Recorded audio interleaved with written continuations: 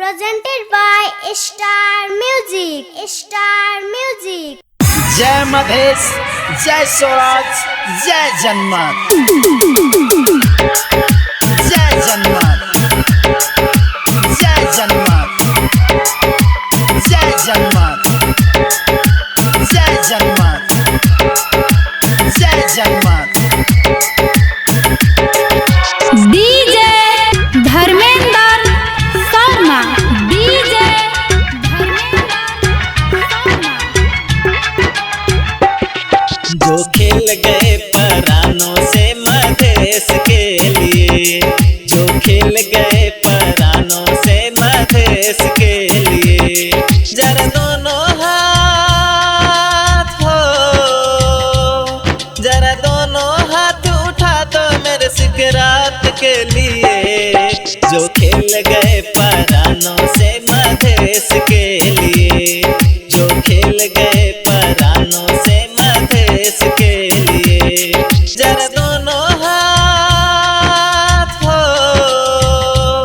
जरा दोनों हाथ उठा दो मेरे सिकरात के लिए। जो खेल गए परानों से मधेश के लिए, जो खेल गए परानों से मधेश के लिए।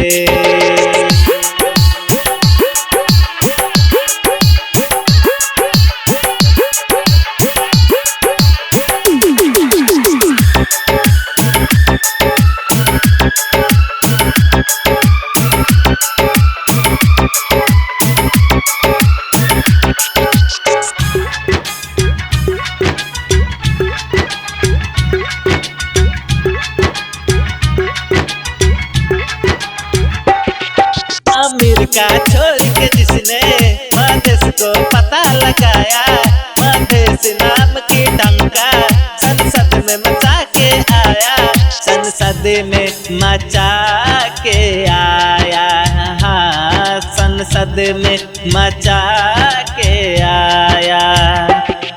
जरा दोनों हाथ हो, जरा दोनों हाथ उठा दो मेरे सिकरात के लिए। जो खेल गए परानों से मधेश के लिए, जो खेल गए परानों से मधेश के लिए।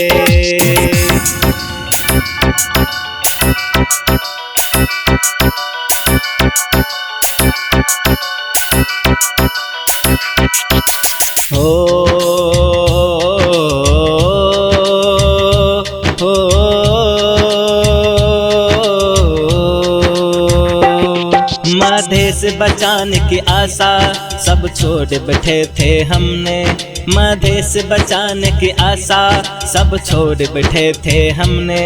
चीके भाई ने आके हौसला दे के बढ़ाया, हौसला दे के बढ़ाया। मधेश बचाने की आशा सब छोड़ बैठे थे हमने।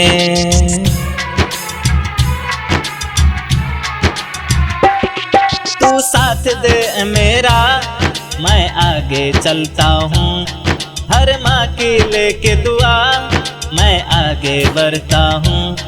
तू साथ दे मेरा, मैं आगे चलता हूँ, हर माँ के लेके दुआ मैं आगे बढ़ता हूँ। ये हमारा है मधेश, ये हमारा है मधेश, ये हमारा है मधेश, ये हमारा है मधेश। तुम साथ दो मेरा, मैं आगे चलता हूँ, हर माँ की लेके दुआ मैं आगे बढ़ता हूँ, मैं आगे बढ़ता हूँ।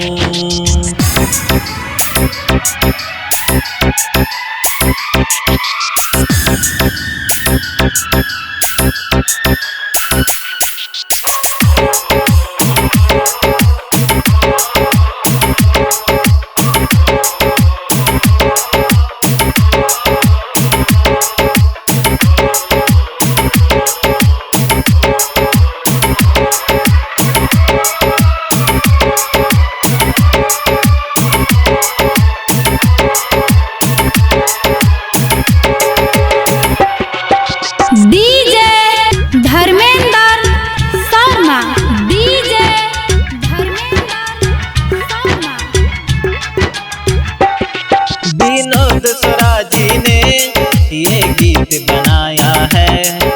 आमिर हसन सिंगर ये गीत को गाया है।